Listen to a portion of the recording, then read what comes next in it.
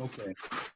So when we talk about change management processes, and we talk about, in general, the application of new strategies, new approaches, the ability to shift from strategy to execution, there are a lot of things that need to be considered.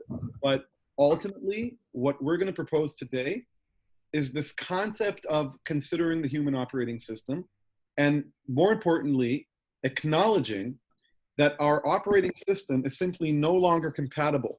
It's just not compatible with the 21st century. I want you to think about some of the oldest forms of cellular technology, and then think about some of the most modern cell phone applications or cell phone operating systems, and try to think what a Nokia phone, how it would work with an iPhone 10 operating system. It wouldn't. It would crash. And in many, many cases, we could argue that human beings today in the modern workplace are crashing. They're crashing all the time.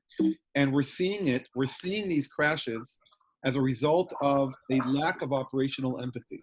And that's one of the most important variables that we need to consider, part and parcel with all of the other tactical components of a good communication-related change management process. So we define operational empathy as the ability to understand and relate to the challenges and frustrations of our key stakeholders and critical interfaces. These are the people within the organization that we, on the one hand, have a high level of dependency on, and on the other hand, have zero to no authority over. And without operational empathy, given the nature of our operating system, some of these issues may seem familiar to you. A critical lack of alignment, a breakdown in the communication, people who simply don't get along, constant escalations to senior authorities above the heads of others, and the complete damaging that is being caused by silos. And so what we're going to talk about today is this concept called out of sight, out of sync. How do we break down silos in the age of digital communication, and how do we create operational empathy as one of the most important catalysts to coordinate execution, alignment, and overall coordination? So why are we not enjoying operational empathy? What's working against operational empathy today? 3 historical trends that we're going to talk about. One, a macro look at our historical evolution as a species. We're going to look at the evolution of the corporation, specifically organizational structure. We're going to look at the evolution of communication technologies over the last 40 years. And together, you'll understand in a few minutes how powerful these forces are in diminishing this critically important emotion, which most people acknowledge is very important for people to collaborate. We are now suggesting that it's important for organizations to collaborate. Let's start with the social evolution as a species. We used to exist for the most part as small, closely knit groups, and we shifted to a global community of strangers. In the past, and for the vast majority of the time that we've existed on this planet, i.e. the amount of time our operating system has been evolving to help us survive, we interacted with 50 to 150 people our entire lives. And when we did, we had physical proximity like I have with you today. We had shared social connections. We had shared memories. We had a same mother tongue. We had similar cultures. 5,000 years ago, you didn't need experts to help you deal with cross-cultural gaps, because you never met anybody that wasn't from your culture. Fast forward to today, interact with thousands of people on a daily basis. And let's be clear what we mean by interact. If you took the subway here, if you were on a flight this morning, every single person that was in physical proximity to you that could technically throw a spear and kill you is what would constitute an interaction from a survival-oriented perspective of our brain. When you think about how we operate today, we have none of the basic things we said before, for most part. How much of your communication today with people around you includes physical proximity versus remote communication? How many shared social connections do you have with most of the people you work with? How many shared connections do you have with me speaking with you today? You've never seen me before. The front part of your brain right now is going crazy trying to determine if I'm a threat, trying to figure out who I am. And so these things are lacking today, and that's causing major, major anxiety and tension. Because when you look at how the modern day workplace is structured, it is not structured to imitate how we existed up till 5,000 years ago. And you have to understand that when we don't have these 5 elements, our brain automatically responds in one of 3 ways: fight, flight, or freeze. These are all responses to danger, to threat. These are all anxiety-provoking situations. And recently, about 15, 17 years ago, a new F evolved that we respond with when we meet a stranger. It's called Facebook. We immediately look people up. We try to see how many mutual friends do we have. What do they like the same music? Corporate evolution. Corporations used to be pyramids. They used to be local pyramids, and it was easy. When you worked for an organization, you worked for one unit, one identity. That identity meant you had a single master, the head of the pyramid. Together, you had better collaboration.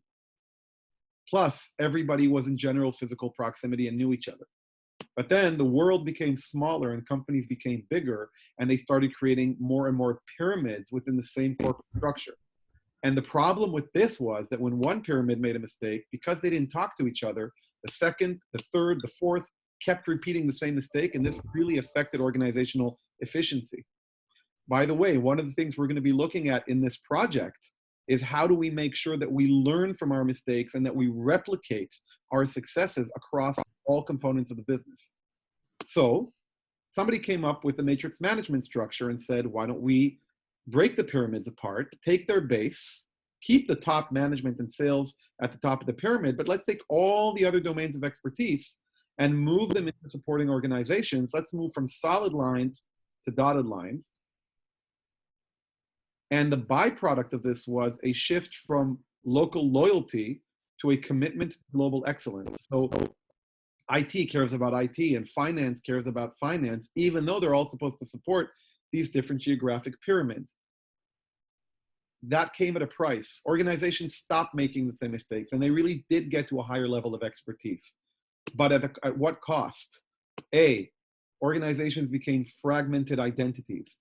You had conflicting short-term goals because sales want to close the deal this quarter, but finance wants to make sure the deal is with the best legal entity for tax purposes, and IT wants to make sure that we're not vulnerable to cyber breaches.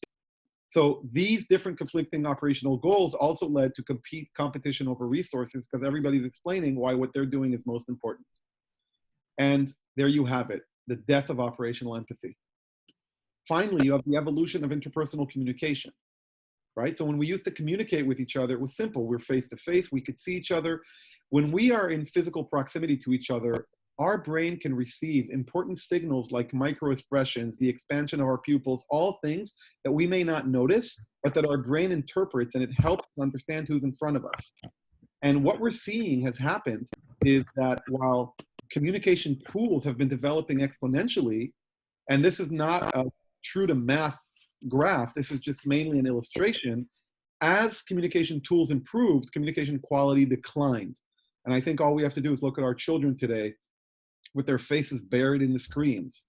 Now, why did that happen? It happened because while we could reach more people faster, which was great, the price of that meant that we would have to edit out of the communication process these critical signals. You don't see the person nodding when you're texting. Yeah, when you're on the phone, you can hear them smile, but you can't see their face, and certainly not with email, certainly not with instant messaging. So it's no wonder why we're seeing a response to this with the evolution of emojis. And there is now growing body of knowledge, research showing that emojis are linked to better communication. There's even a research that shows that people who use emoji have a better sex life. This is very important. We need the emotional component that comes with facial expressions and voice intonations to understand the person in front of us. And that's been lost in the modern day world, and hopefully soon it will be regained. And so these are all the reasons why I say our operating system is not compatible with the 21st century working environment.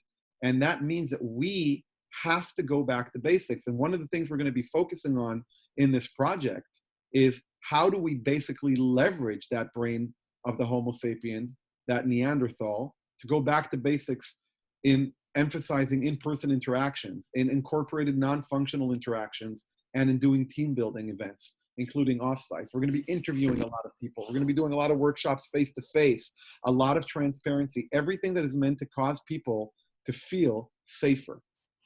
Because the only way to truly benefit from the modern age is to remember that in many, many respects, we are still cave people. And if we can remember that, then we can mitigate the gap and really make the most of where we are today. Okay, go.